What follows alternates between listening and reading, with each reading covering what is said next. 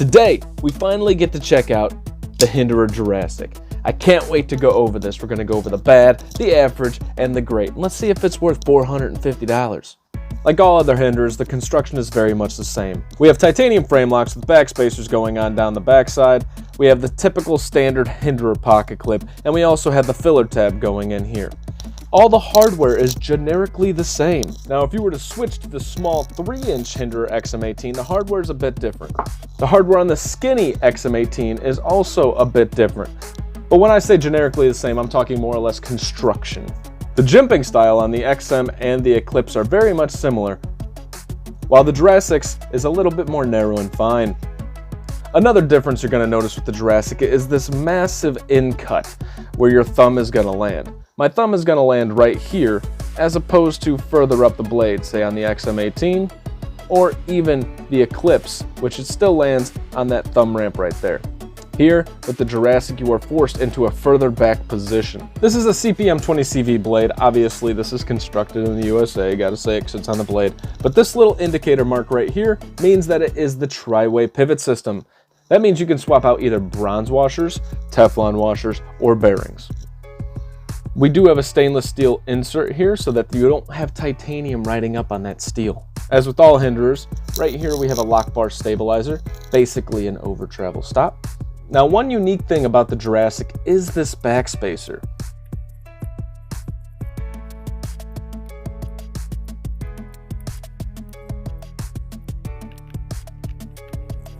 It's kind of a cool design. This part right here actually pinches on this barrel spacer right there, making this something that you can take out as needed. It's a cool design, but not quite sure it's necessary.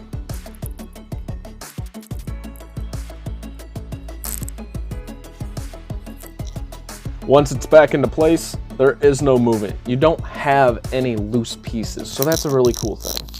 The Jurassic is kind of in that middle ground between the XM18 3.5-inch and the XM18 3-inch.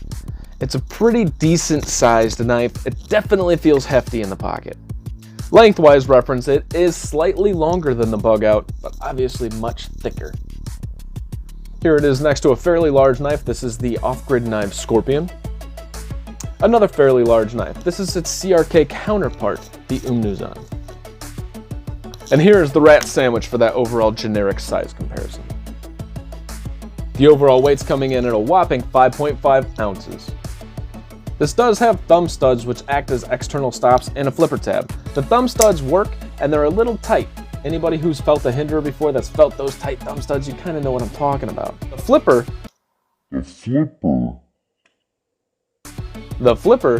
works very, very well. First and foremost, let's talk about this price point. And this is something Corey over there at the Practical Blade and I were talking about. He made a very good point. Why are we paying $450 for this G10 scale? It makes very little sense. If you look at everything else in that $450 price point, the CKF Fife, a titanium frame lock with a carbon fiber inlay, the CRK Umnuzan, all titanium, even something a little cheaper like the EMP Designs Thick Boy. Now this does have micarta on both sides, but it is a bolster lock and that's the look it's going for. It's not meant to be upgraded, but you can switch these as you want. And might I say, switching these, he made these very, very affordable. They were like 60 bucks for a bunch of different types. Now this G10 scale can be replaced with the titanium scale from Hinderer for $200. If you see them on the secondary market, sometimes they're on the range of $300.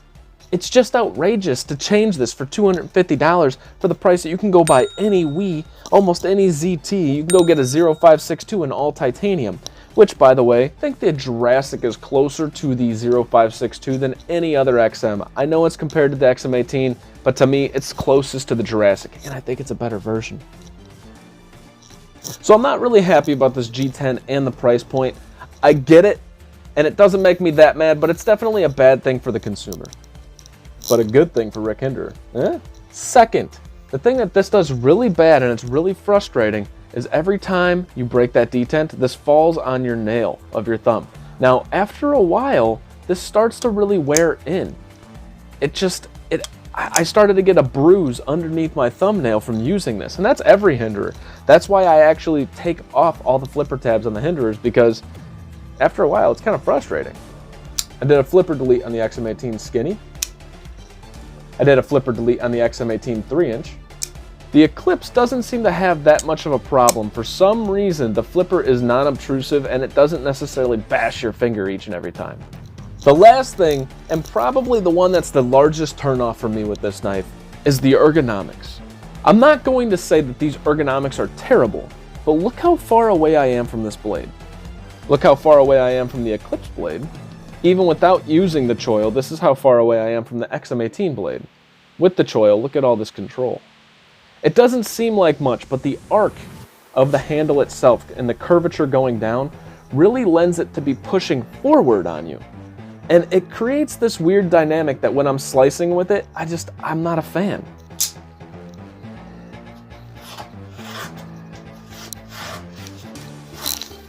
The reason I did this is so you could see how far away you truly are from this blade. And the way it kind of pushes in a really weird way, it almost pushes your hand open. Whereas the XM18, you're right there. Even the Eclipse with the Tonto, which isn't necessarily meant for great slicing, you definitely have a lot, and this pommel isn't curved outward, causing me not to want to open my hand as I cut.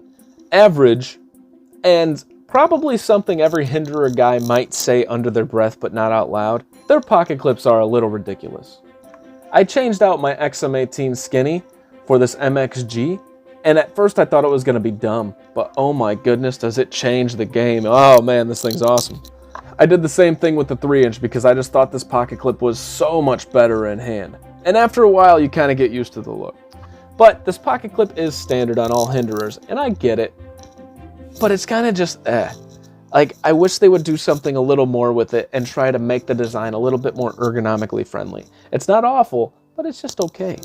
So what's great about this knife? Hey, if you haven't hit that like button yet, why not? Do it. Also, don't forget to subscribe. I think the acoustics of this knife, opening and closing, are fan-freaking-tastic. And while the D10 is really strong, it does have a very strong, snappy action, and it just gives such a satisfying feel. And that's one of the things that I truly love about this, as dumb as it sounds. 2, in hand, while I really don't appreciate the ergonomics, I am somebody that really appreciates the substantial feel. And this is probably one of the most substantial feeling Hinderers that I've ever felt. It's just combust. It's just dense and just blah in your hand. Like, it just feels like you could really throw this at somebody and punch a hole through their head from 20 yards. Not that I'm suggesting that it's a weapon. And last, but certainly not least, and something I don't think Hinderer gets enough credit for, is the build construction.